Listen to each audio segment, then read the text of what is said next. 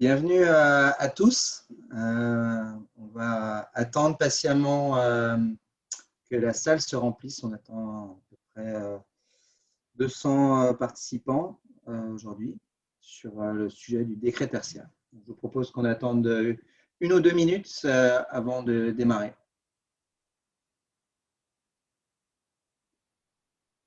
Et merci à ceux qui ont pu être là à l'heure.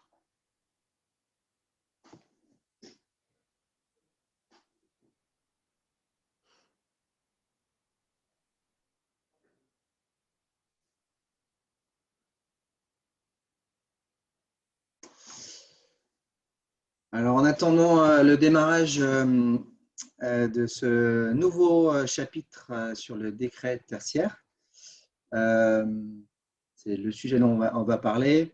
Un petit rappel, en 2020, Helexia avait proposé une série de webinaires sur les problématiques de gestion de l'énergie, d'énergie management. Il y en avait un notamment qui était dédié au décret tertiaire. Et aujourd'hui, nous allons voir où nous en sommes en 2021.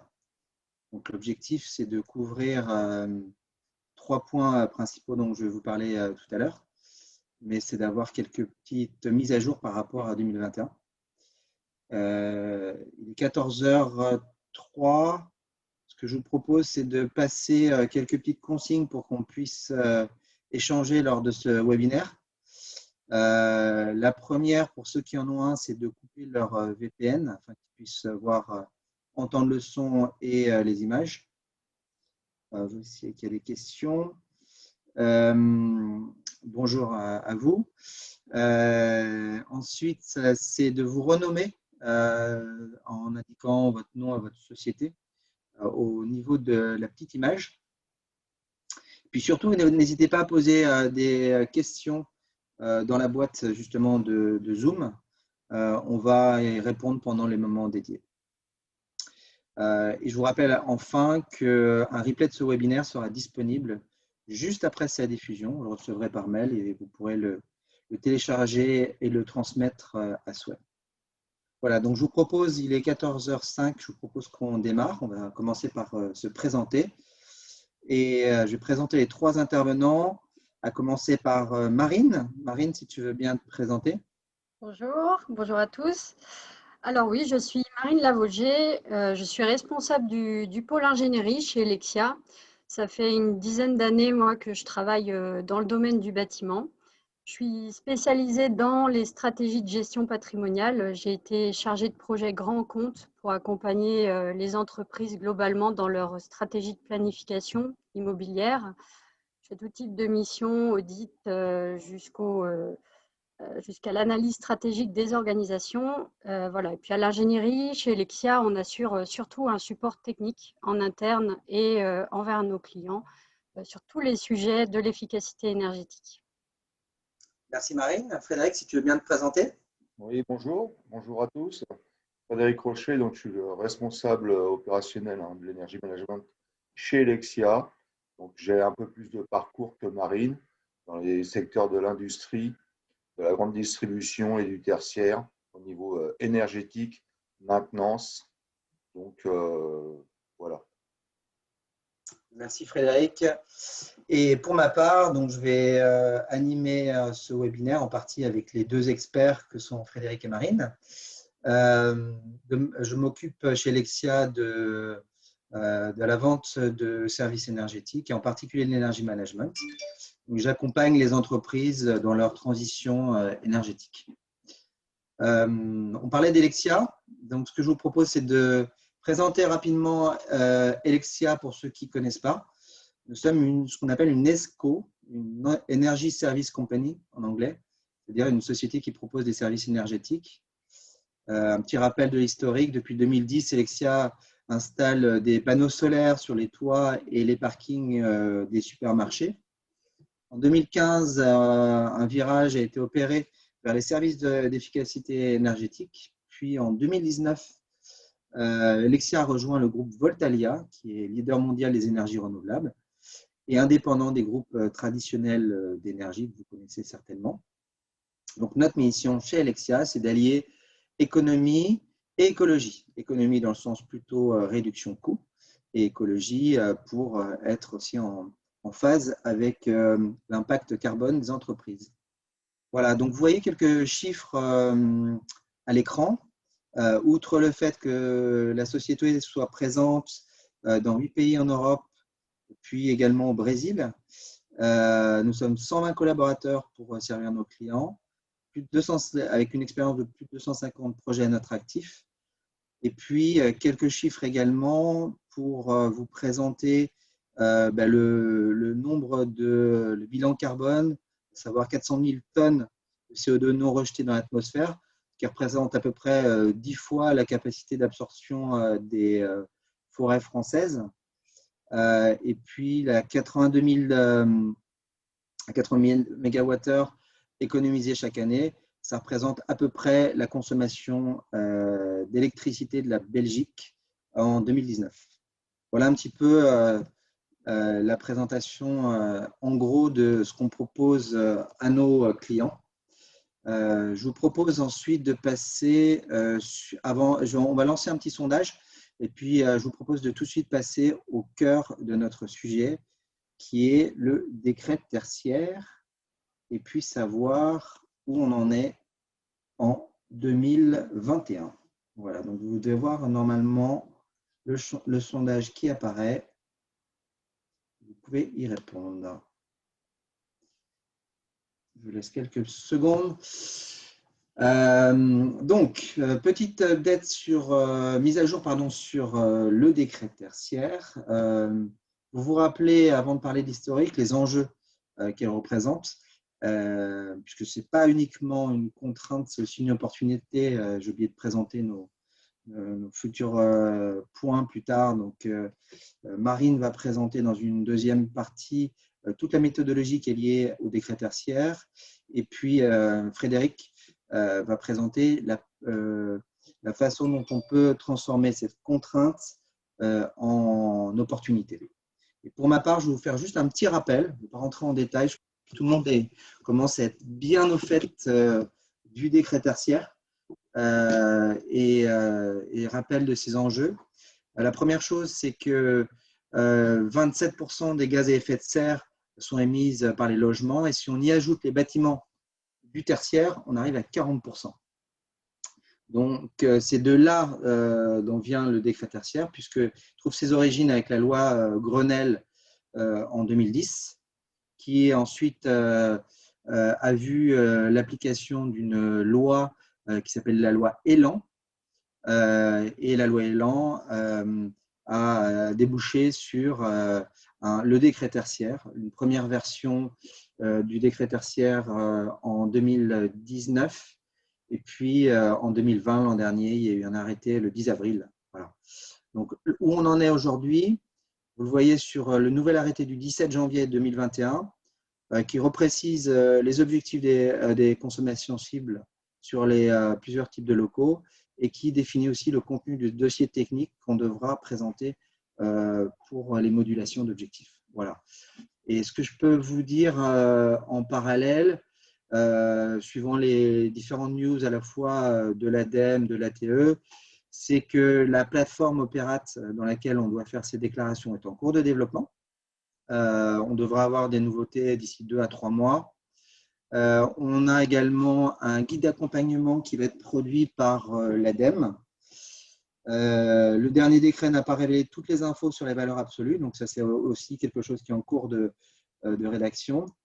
Et la date butoir de déclaration est toujours en septembre 2021, donc septembre de cette année, mais a priori il y a quelques flexibilités qui vont être offertes. Donc, qui est concerné par le décret tertiaire? Petit rappel, c'est tous les bâtiments hébergeant des activités à usage tertiaire, marchandes ou non marchandes, pour une surface plancher supérieure à 1000 m², égale ou supérieure à 1000 m², sauf les constructions provisoires, les lieux de culte, les bâtiments voués à la défense ou à la sécurité civile ou la sûreté intérieure. Voilà. Cette exception-là, tous les bâtiments à usage tertiaire sont concernés. Le deuxième point, c'est la loi est très claire dessus.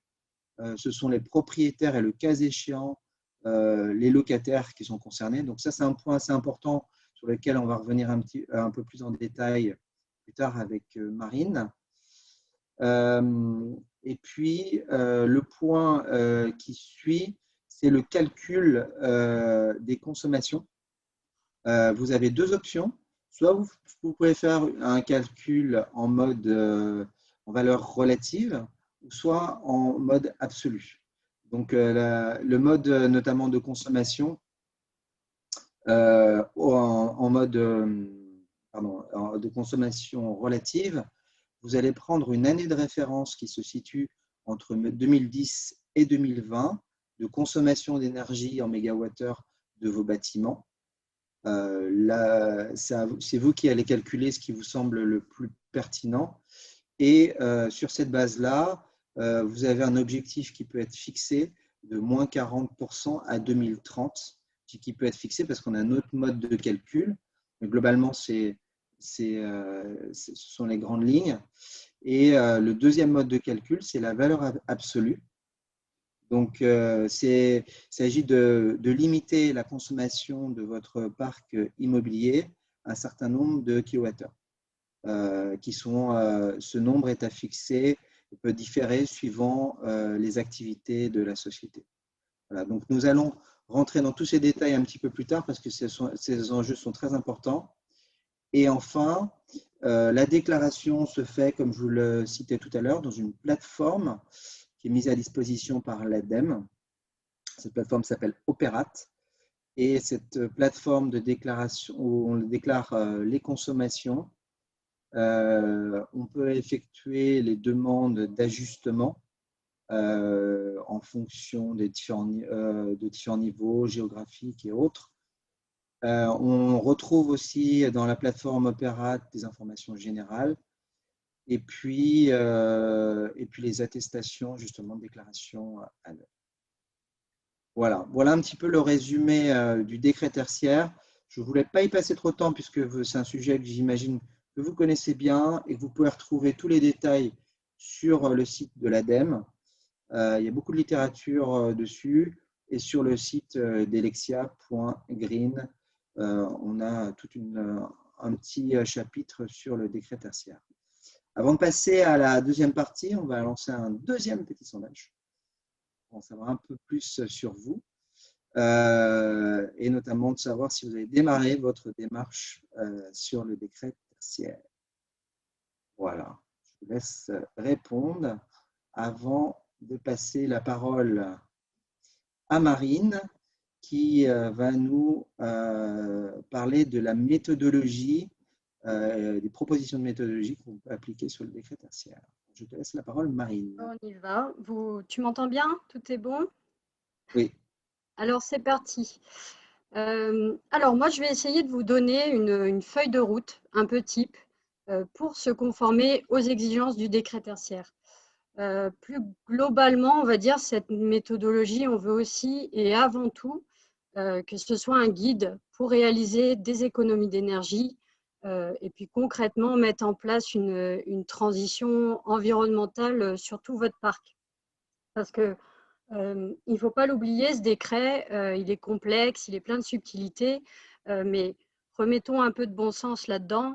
Si on baisse drastiquement nos consommations, si on améliore notre mix énergétique, etc., on va dans le bon sens et on devrait normalement être sur la bonne voie et se conformer à ce décret. Alors concrètement, qu'est-ce qu'on fait? Qu'est-ce qu'on peut faire en tout cas? Il n'y a pas une bonne démarche, mais nous, on vous en propose une. 3 étapes qu'on peut vraiment mettre en place. Je vais rentrer dans le détail de chacune d'entre elles après. La première chose, c'est le cadrage du projet. Ça va être essentiel pour mettre en place toute la politique, faire une communication et aligner tous les moyens à mettre en place finalement pour mener à bien tout ce projet ambitieux. Deuxième chose, établir l'état énergétique de référence du parc.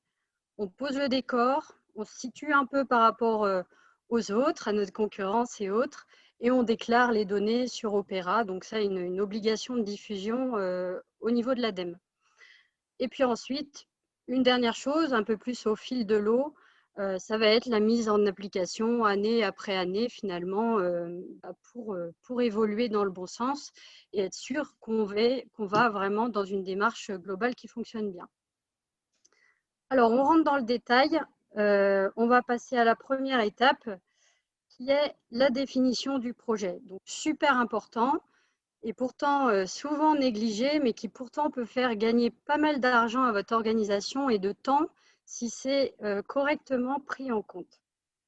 Alors, première étape, il faut que vous cadriez correctement le projet et les impacts stratégiques que ça va avoir sur votre organisation. Donc, bien prendre connaissance de ce décret tertiaire-là, le documenter au sein de l'organisation. Ça peut être pas plus compliqué qu'un A4 ou qu'un copier-coller de plein de choses que vous allez trouver sur Internet sur le sujet, parce qu'il y a énormément de supports qui sont créés aujourd'hui. Et on en profite pour potentiellement rédiger une politique énergétique.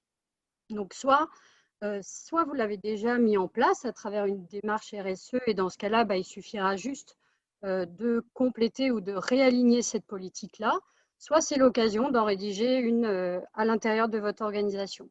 Pareil, dans un premier temps, ça peut vraiment être un A4 dans lequel on s'engage sur des réductions d'économie d'énergie, on aligne tout le monde, de la direction jusqu'aux équipes opérationnelles, et on communique. Donc tout le monde est au courant qu'on est parti dans cette démarche-là.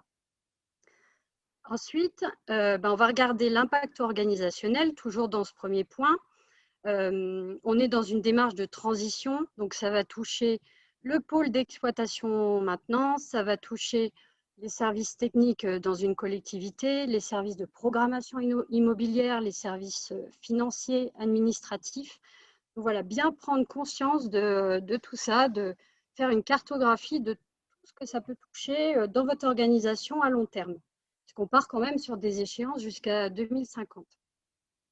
Deuxième point, définition du périmètre. Ça aussi, c'est super essentiel. Le but, ça va être, dans un premier temps, de faire un inventaire de votre patrimoine. Donc, dans le domaine de la gestion patrimoniale, on peut parler de base patrimoniale. C'est une base de données qui est centrale dans la gestion d'actifs et qui peut déjà exister dans votre organisation selon la maturité de vos services. Dans ce cas, le but, ça va être surtout de la compléter avec des éléments importants et nécessaires dans le cadre du décret tertiaire, donc l'ajout des surfaces, l'ajout d'autres éléments comme l'adresse et autres qui vont être demandés par la plateforme Opera pour déclarer les éléments bâtimentaires. Voilà, et puis bon, si cette information elle est complètement diffuse au sein de votre organisation, que chacun a des bases de données un peu dans tous les sens, je vous encourage vraiment à faire cette démarche. Et puis si vous voulez externaliser en plus la prestation de décret tertiaire, c'est une très bonne base pour faire réaliser des chiffrages par des entreprises comme la nôtre qui peuvent vous accompagner complètement dans cette démarche. Alors une fois que cette base est composée, le but, ça va être de regarder le périmètre assujetti au décret tertiaire. Donc là, ça peut être de façon très simple l'ajout d'une colonne dans cette base de données et on regarde si oui ou non les actifs sont assujettis au décret tertiaire. Il y a des petites subtilités. Alors pour ça, en ce moment, la Bible, pour regarder si on est assujetti ou non, c'est la FAQ qui est disponible sur le site internet Opérat. Et là-dessus, donc on peut regarder si oui ou non on est assujetti. Je vous conseille aussi de mettre un champ peut-être sur certains bâtiments sur lesquels potentiellement la démarche sera à mettre en place, sur des bâtiments sur lesquels on n'est pas sûr au niveau de la surface et autres, juste pour ne pas les oublier et que potentiellement à terme, en refaisant un calcul de la surface de plancher par exemple, on se rend compte qu'il est assujetti. Troisième point, configuration des indicateurs pertinents. Alors là, il s'agit tout simplement bien d'identifier les indicateurs qui vont être demandés dans le cadre du décret tertiaire et la collecte de données associées. La donnée aujourd'hui qui est un peu indispensable, on va dire, qui nous sert un peu de corps sur ce décret, c'est la facture énergétique qui va permettre de faire les ratios de kilowattheure au mètre carré. Après, ça peut être aussi l'opportunité de remonter d'autres indicateurs énergétiques ou environnementaux, de se pencher sur cette réflexion-là, qui va être aussi en lien avec l'ambition qu'on va donner à notre politique énergétique chez vous. Nous, aujourd'hui, il y a des clients avec lesquels on a fait un tableau de bord des crêtes tertiaires très basique, avec une remontée de données très basique. Il y a certains clients qui veulent pousser la démarche, qui veulent en profiter pour mettre en place des autres indicateurs RSE. Dans ce cas-là, on pousse la collecte de données, mais c'est une bonne opportunité de tout faire en même temps et de monter des tableaux de bord aussi beaucoup plus fournis. Et voilà, bien dimensionné, bien rationalisé, parce que qui dit indicateur dit collecte de données. Et ça, parfois, ça peut être un peu chronophage. Et voilà, le nerf de la guerre là-dedans, c'est autour des indicateurs, c'est la data. Donc, il faut faire attention de ne pas vouloir trop tout faire d'un coup, parce qu'il y a déjà beaucoup de données qui vont être à aller chercher avec les factures. Voilà pour l'étape 1. Donc, normalement, ah non, pardon, il y a encore le point 4 que j'ai oublié. L'identification des fournisseurs, ça, c'est en lien avec le point 3. Le but, c'est de bien connaître ses fournisseurs d'énergie sur son parc. Ça, c'est particulièrement pertinent si vous voulez mettre en place un logiciel de gestion énergétique. Si vous avez un seul fournisseur ou si vous en avez une multitude, ça va un petit peu changer l'effort, on va dire, à consentir au départ pour pouvoir collecter toutes les données. Donc, c'est important de juger un petit peu ça en amont. Donc, avec tout ça, normalement, on sait où on va. Pour mettre en place tout ça, soit vous avez un chargé de projet interne ou un chargé de mission en collectivité, soit vous pouvez vous faire aider, comme des entreprises comme la nôtre. Ça dépend vraiment de vos niveaux de maturité sur chacun de ces champs-là. Si votre base patrimoniale est déjà très propre ou autre, ça vous permet un peu de moduler l'accompagnement dont vous avez besoin.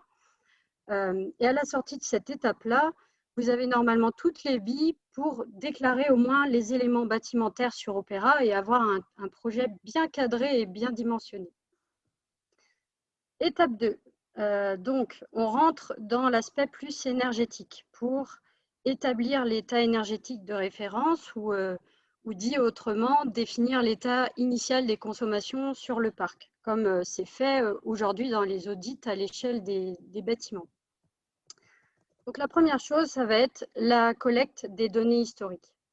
Donc, on peut remonter dans le cadre du décret tertiaire jusqu'à 2010. Dans certains cas, ça va être facile parce qu'il y a un archivage facile qui est fait depuis longtemps dans l'organisation. Dans d'autres cas, ça va être un petit peu plus compliqué de remonter jusqu'à 2010. Le mot là-dessus, c'est de faire au mieux. C'est vraiment de faire au mieux pour réussir à avoir une collecte qui soit la plus riche possible et qui permette derrière de pouvoir prendre les bonnes décisions sur le choix de l'année de référence, qui est le point 2. Alors, l'objectif de ce point 2, une fois qu'on a récupéré le maximum de données possibles, ça va être de regarder cet historique et de choisir pour chacune des unités assujetties la consommation énergétique qui nous paraît être une année 0, donc représentative du bâtiment, qui correspond à une année pleine d'exploitation. On va essayer aussi de choisir une année qui nous arrange, une année sur laquelle on va très vite constater une évolution des consommations dans le bon sens. Donc ça, vous regardez toute votre liste de bâtiments, vous avez à la sortie normalement une année de référence choisie avec une consommation par mètre carré associée à chacun de ces actifs-là. Et donc à la sortie de ce deuxième point, on arrive à notre troisième point qui va être d'établir l'état des lieux énergétiques de référence. Donc toutes ces données sur cette année de référence-là vont remonter dans les tableaux de bord qui auront été préalablement créés. Donc ça peut être des tableaux de bord soit à l'échelle d'un bâtiment pour avoir une photo énergétique vraiment à l'échelle d'un bâtiment, mais on peut aussi avoir un tableau de bord commun qui regroupe absolument tous les actifs. Et dans ce cas-là, ça permet de tout de suite en un coup d'œil avoir une bonne gestion des dérives Et nous, et notamment Frédéric dans son pôle exploitation, se sert au jour le jour de ces tableaux de bord pour pouvoir apporter les bonnes actions et bien définir les dérives avec les organisations. Voilà pour l'étape 2. Étape 3, qui est la plus longue en fait, parce que les 2 premières étapes, c'est des étapes de configuration, de setup, même si la collecte de données, on s'en rend compte aujourd'hui sur les données sur lesquelles il faut remonter assez loin, ça peut prendre pas mal d'énergie. Donc, il ne faut pas négliger ce temps-là. En tout cas, après, bon, le but, ça va être d'évoluer au fil des années vers la transition énergétique des bâtiments. Donc ça, c'est vraiment un travail annuel. Plusieurs choses peuvent être mises en place. La première chose, c'est le monitoring énergétique via un logiciel de gestion de l'énergie. Alors ça, ça va vraiment permettre de télérelever les consos au fil du temps, soit de manière très macro avec juste un téléversement, on va dire, des factures qui se fait de manière automatique de façon mensuelle sur la plateforme ou bimensuelle, soit de manière un petit peu plus poussée. Oh, pardon, j'ai mes notes qui tombent. Soit de manière un peu plus poussée finalement, en se connectant au GTB ou en se connectant à des sous-compteurs communicants, par exemple. Ce sont des outils qui permettent vraiment, par des fonctionnalités plus ou moins poussées, finalement, de faire des analyses des dérives énergétiques. Et puis, en fonction de ça, on peut ressortir des plans d'action, surtout au niveau de l'exploitation des bâtiments. Donc ça, c'est vraiment le cœur de métier de notre équipe, nous, d'Energy Manager chez nous, dont Frédéric, qui est responsable, va vous parler juste après. Leur rôle, c'est vraiment d'exploiter la data, finalement, et de tirer des potentiels d'économie d'énergie déjà énormes. On peut déjà détecter, par exemple, des actions de reprogrammation, notamment sur les éclairages ou autres, des actions liées à un talon de nuit qui est un petit peu important, donc les consommations nocturnes pendant que le bâtiment est inoccupé, des comportements anormaux, des dérives liées à la maintenance corrective et préventive sur lesquelles on peut vraiment déjà cibler beaucoup de choses. Souvent, c'est des investissements qui sont assez faibles à faire, donc les retours sur investissement sont forts et on peut déjà aller tirer énormément d'infos avec ça. Moi, le monitoring énergétique, pour moi, c'est un peu le stéthoscope du bâtiment. Donc, on vient mettre un stéthoscope et puis, on écoute le cœur. Et puis, s'il y a des choses à faire, on met un petit médicament, on fait une petite action corrective. Et souvent, ça peut vraiment allonger les durées de vie que de faire ça. Deuxième aspect qui est un peu plus fort, ça va être de réaliser des audits énergétiques plus spécifiques sur un lot de bâtiments. Je dis un lot de bâtiments parce que ça ne va peut-être pas être nécessaire de mener cette action-là partout. Là, on rentre sur une analyse beaucoup plus profonde finalement, plus exhaustive.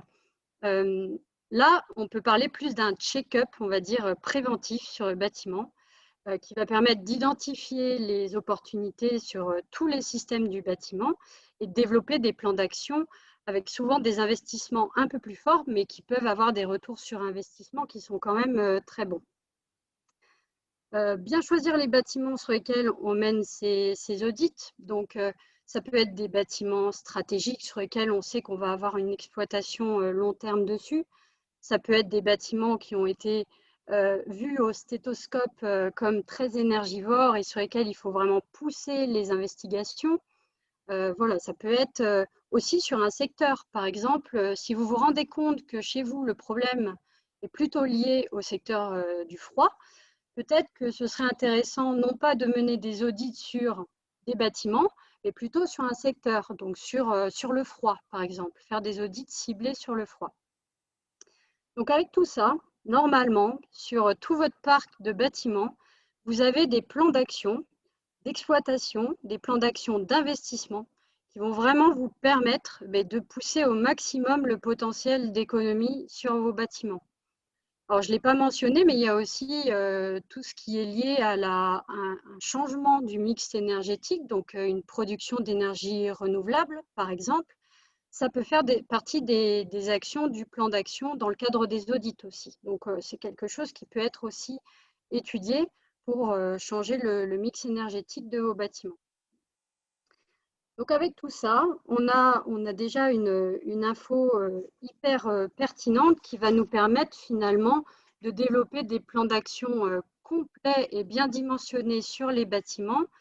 Et à travers donc notre point 3, on va ensuite devoir établir finalement un plan d'action plus global et améliorer concrètement sa gestion patrimoniale. Donc moi, ce que je vous conseille là-dessus, c'est de créer tout simplement un comité de pilotage spécifique qui s'appellera comité de pilotage décret tertiaire ou transition énergétique, comme vous voulez, vous trouvez un nom un peu plus sexy. Donc ce comité de pilotage, soit il est complètement interne si votre démarche est interne, soit ça va être avec des personnes externes comme nous. Nous, comme on accompagne pour l'instant en clé en main tous nos clients, nous animons tous ces comités de pilotage qui vont permettre de mutualiser tous les plans d'action sur les actifs, de regarder éventuellement s'il y a des gisements complémentaires d'un bâtiment à l'autre, et à partir de tous ces plans d'action, de faire des priorisations et de réaliser un plan pluriannuel d'investissement. C'est-à-dire qu'on va être capable, pour chaque action, de définir des années de réalisation qui va permettre de définir un plan d'investissement et d'aligner tout ça derrière avec les budgets qui sont possibles.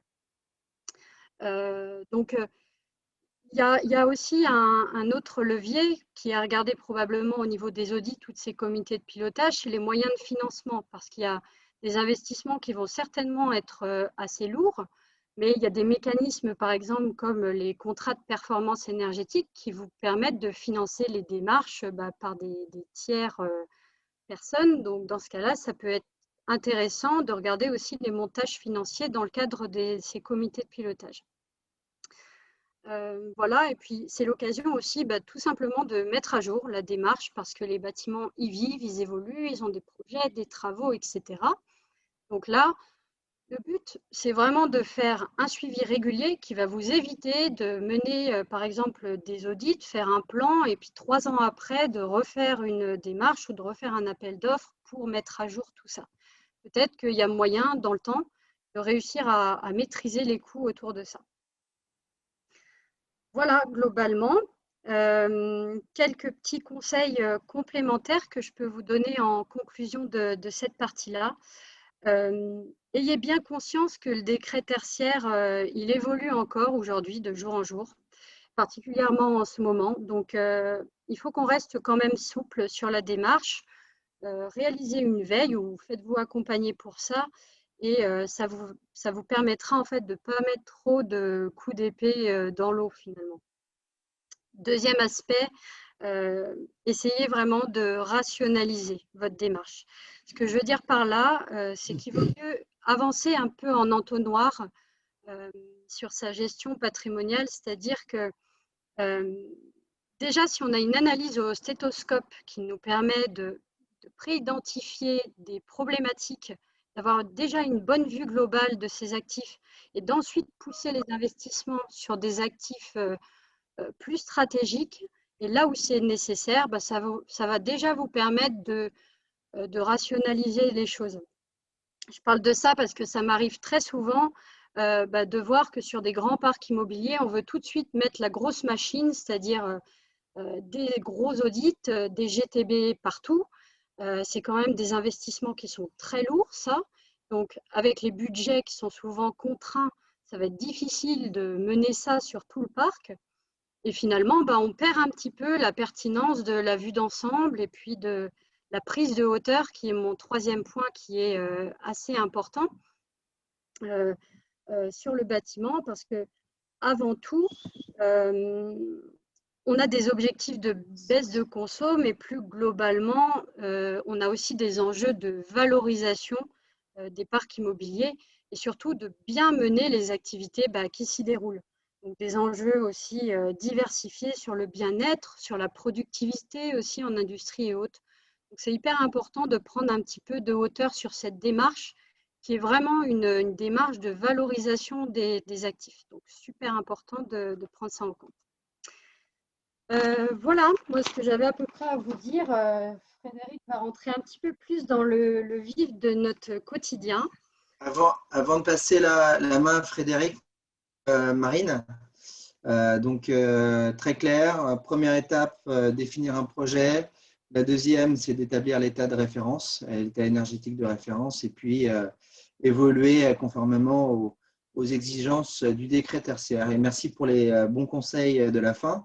On va lancer le troisième dernier petit sondage. Et puis avant de passer donc la main à Frédéric Rocher, qui est en charge de l'exploitation et qui gère ces problématiques de décret tertiaire pour les clients d'Helexia aujourd'hui. Voilà, il est en plein dedans. À toi, Frédéric. Merci Julien. Merci Marine pour cette belle explication. Comme Marine le disait, oui, il y a la gestion patrimoniale, il y a tout ce qui peut être demandé dans le cadre du décret tertiaire, et il y a avant tout, si vous voulez, la pertinence des données. La pertinence des données, bien sûr que ça vient de vos factures, ça vient également de la télérelève, hein, et ça vient aussi pour ceux qui font de la déclaration RSE tous les ans, vous avez aussi une grosse mine, parce que le détail en fait de ce qui est demandé au travers de la partie, on va dire, purement administrative, et nous on est en plein dedans actuellement, elle est vraiment détenue à ce niveau-là. Ensuite, comment nous on transforme en fait la contrainte en opportunité, comme l'a dit tout à l'heure précédemment Marine, on a automatiquement le fait, quand on lit le décret, c'est de lancer des audits. Moi, je dis non. Lancer des audits, c'est vraiment pour moi la dernière, entre guillemets, la dernière roue du carrosse. Il est préférable de faire du bon monitoring, de faire de la sensibilisation en interne pour arriver en fait au ratio kilowattheure mètre carré assujetti au bâtiment selon l'environnement dans lequel il évolue. Au niveau management de l'énergie, comment qu'on opère? Aujourd'hui, si vous voulez, sur l'ensemble des bâtiments, on en mesure et au travers des plans de comptage, concessionnaires, puisqu'on réalise en fait de la télérelève sur les compteurs, ce qui nous amène en fait à avoir de la consommation. Alors sur la partie électricité, c'est relativement simple, puisque l'ensemble des compteurs remontent les points 10 minutes dans la nuit par rapport à la journée précédente. Sur la partie gaz, on peut avoir aussi bien des capteurs ou alors on est connecté directement sur la plateforme des concessionnaires. Et sur la partie eau, c'est la même chose. Il y a deux options qui s'offrent. C'est soit on met en place des capteurs sur les compteurs quand ils peuvent être communicants, soit on rajoute en fait des sous-compteurs sur les tuyauteries en aval des compteurs concessionnaires pour également faire de la télérelève. L'ensemble de ces données sont, on va dire, sont poussées, je dirais, communiquent avec notre système EMS en permanence, ce qui nous permet en fait d'avoir en permanence au niveau des énergie managers l'ensemble des données et de pouvoir réaliser comme ça de l'analyse et de la préconisation pertinentes qui sont assujetties à la consommation du bâtiment. On peut tout à fait le gérer en monosite, tout comme on peut le gérer en multisite. Tout à l'heure, Marine vous expliquait que le décret tertiaire, quand on est en multisite, nous, aujourd'hui, on peut sortir des tableaux de bord multisites avec chaque entité juridique rattachée chez un seul et même client et à faire la projection avec les historiques de consommation qui, elles, vont nous aider en fait à faire la modulation et à préconiser la meilleure année de référence. Donc, l'ensemble de ces données aujourd'hui rentre dans notre MS. Si c'est de la donnée issue des factures On scanne également, on a un système avec un OCR, on scanne l'ensemble de nos factures, ce qui nous permet aussi de reconstruire historiquement la consommation du ou des bâtiments assujettis. Ensuite, donc une fois que tout est dans le MS, qu'on a les courbes de consommation, qu'on a les pertinences et les paramétrages, on fait obligatoirement de l'accompagnement.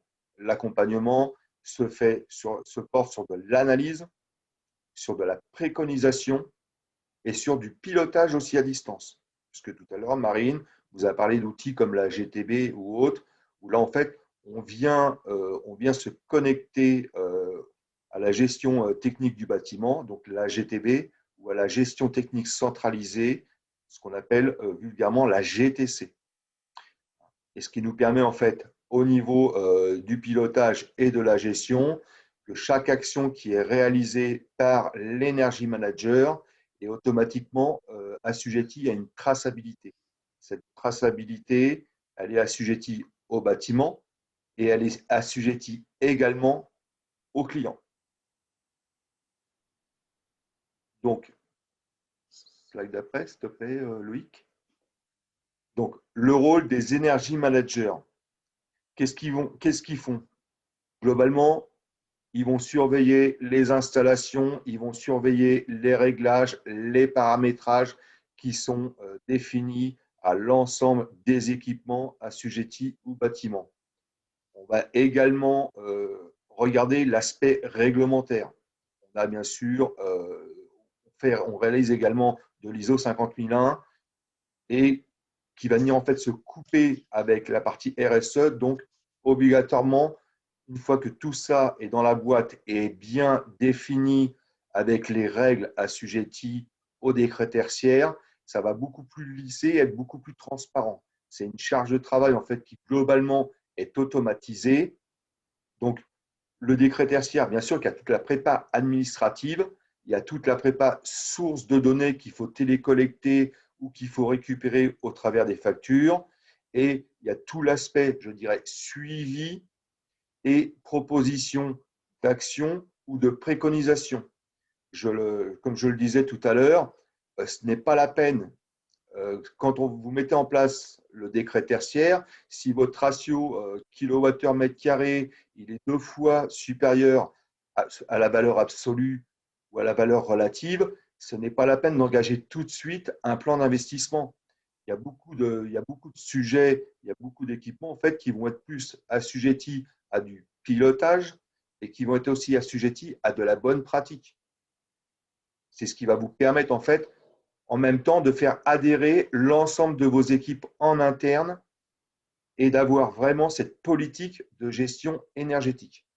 Ensuite, tout ça, bien sûr, on va générer des suivis, des reportings de l'ensemble des activités, ce qui est aussi intéressant puisque ça va permettre certainement aussi de voir que ce qui se fait bien sur un bâtiment, quand on a du multisite sur un bâtiment, c'est une bonne pratique qui peut être démultipliée à l'ensemble des bâtiments, avec des fiches, avec également des préconisations.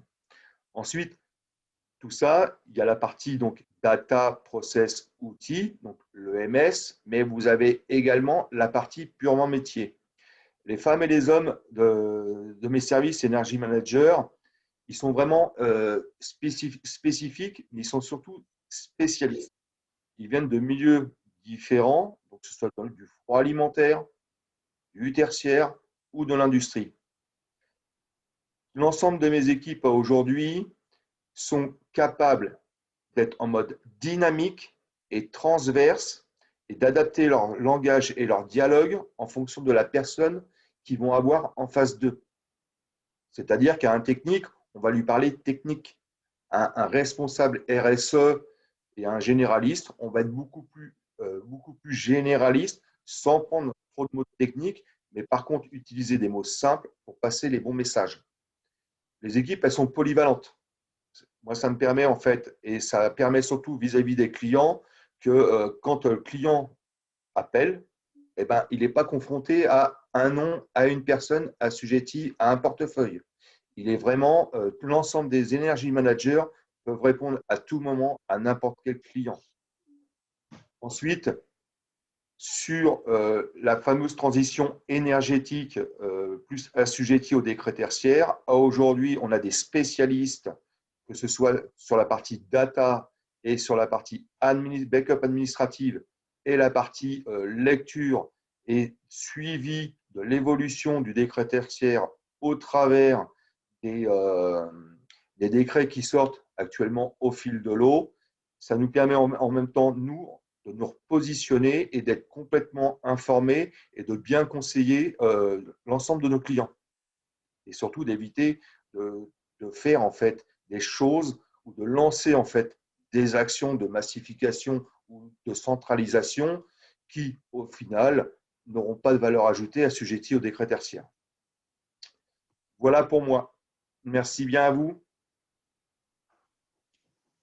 Alors, avant de passer aux questions, quelques petits mots on a déjà évoqué précédemment. Merci à toi, Frédéric, pour ces exemples concrets et pour nous permettre de comprendre comment on fait passer justement une contrainte a priori qui est le décret tertiaire, mais dont les enjeux sont quand même nécessaires et importants en opportunité pour réduire les consommations d'énergie de vos bâtiments. Donc, Lexia est là pour vous accompagner à tous les niveaux, au niveau technique du bâtiment, au niveau aussi du suivi de projet. On assure partie de conseil à nos clients au niveau juridique lorsqu'il y a des évolutions, comme on le voit avec les mises à jour de l'arrêté et des décrets récemment le 17 janvier. Et puis ensuite, sur la mise en place des travaux lorsqu'ils sont nécessaires, comprenant notamment le relamping, donc le changement d'éclairage. Voilà. D'ailleurs, j'ai vu qu'il y avait des questions, on va y répondre sur le sujet. Donc, comment passer à l'action? Donc en 2021, on est déjà dans l'année où doivent être mis en place ces fameuses déclarations sur Opérat. Donc, il est temps, et vraiment temps de passer à l'action. Donc, nous, on commence lorsqu'on est amené à être questionné sur ces sujets-là par une consultation. La consultation passe souvent par une visite de bâtiment, pas nécessairement des audits. Il a été précisé à plusieurs reprises est-ce que les audits sont nécessaires, ce n'est pas obligé. Ensuite, sur certains bâtiments de type tertiaire et parfois même en dehors du tertiaire, on va procéder à une instrumentation du bâtiment. Dans certains cas, on peut même poser des sondes pour voir la consommation du bâtiment, par exemple des caméras thermiques. La troisième étape consiste à réaliser le bilan énergétique et de vous en parler. Il s'agit des analyses qui sont fournies par vous. Si vous avez déjà fait au préalable, on peut aussi reprendre ces différents rapports pour être en phase avec vos coûts énergétiques et ceux des différents magasins ou bâtiments. Ensuite, on va hiérarchiser les travaux. Il ne s'agit pas forcément d'équiper tous les bâtiments de gestion technique du bâtiment, de boîtiers GTB. Peut-être certains n'en ont pas besoin. Donc, on va essayer d'être assez pragmatique et surtout se concentrer sur les bâtiments les plus énergivores. Et enfin, la dernière étape, c'est le passage à l'action dans l'organisation des locaux. On fait l'inventaire de vos consommations. On les réunit donc dans un outil, un EMS, qui va permettre de rassembler toutes ces informations pour la déclaration dans Opérat, avec en parallèle, évidemment, le bilan énergétique et les calculs des années de référence. Voilà un petit peu ce qu'on vous propose. Donc, il est important de s'y prendre tout de suite, de prendre le sujet à bras-le-corps maintenant. Et ce que je vous propose, c'est de répondre à vos différentes questions. Donc là, on est dans les temps. Il nous reste 5 minutes, un petit peu plus de 5 minutes pour répondre à vos questions. Je vais laisser les experts prendre la parole. Alors, première question. Qu'entend-on exactement par les bâtiments de défense dans les exonérations? Donc là, je suppose que c'est en lien au fait que certains bâtiments sont exclus du décret tertiaire. C'est ça, il y a Vas-y, Marine. effectivement une note sur l'exclusion qui dit qu'on exclut tout bâtiment qui ont une activité opérationnelle. Donc, pour citer, la FAQ à des fins de défense, de sécurité civile ou de sûreté intérieure du territoire. Moi, je vous avoue, je n'ai pas eu ce cas-là encore. Je pense qu'il faudrait qu'on creuse un petit peu le type d'activité que vous avez spécifiquement chez vous et voir si effectivement c'est assujetti. Parce que pour l'instant, à part ces grandes lignes-là, on ne sait pas exactement concrètement si cette catégorie fait partie ou non des exclusions. Et je pense qu'il faudra creuser un petit peu la question. On peut le faire si vous nous envoyez votre parc ou votre activité spécifique, on va pouvoir creuser le sujet pour vous. Ouais. Merci Marine. Une question probablement pour Frédéric. En tant que locataire, donc c'est une question d'Emmanuel Plic, l'éclairage est une piste importante pour réduire les consommations d'énergie, surtout quand on a des activités de nuit. En effet, qui doit prendre en charge le relamping en LED, le propriétaire ou le locataire? Fameuse question entre propriétaire et locataire. Les belles questions qui nous font croustiller.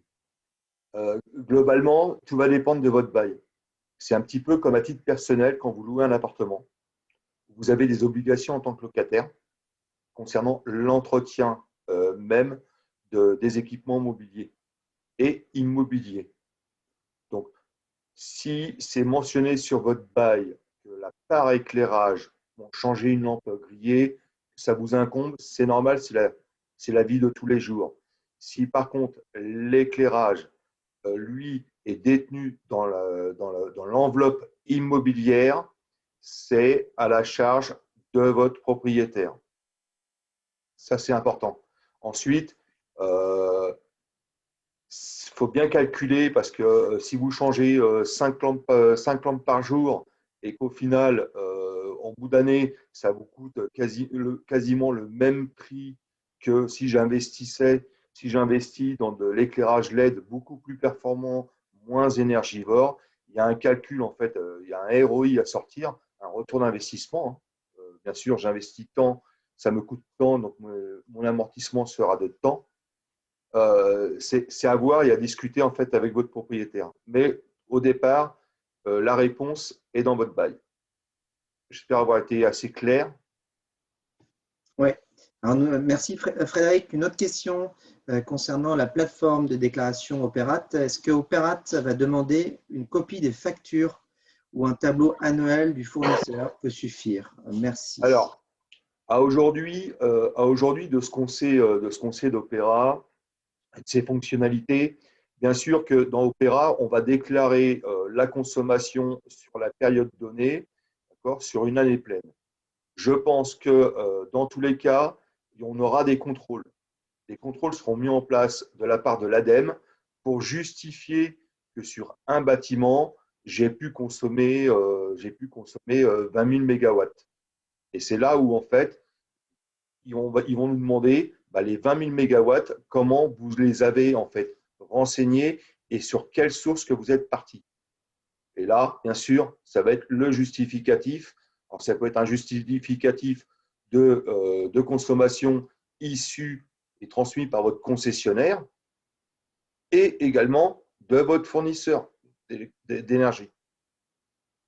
Et le cas échéant, si la pièce ne suffit pas parce que votre concessionnaire ou votre fournisseur vous ont transmis en fait un tableau Excel, là, par contre, les factures risquent d'être demandées.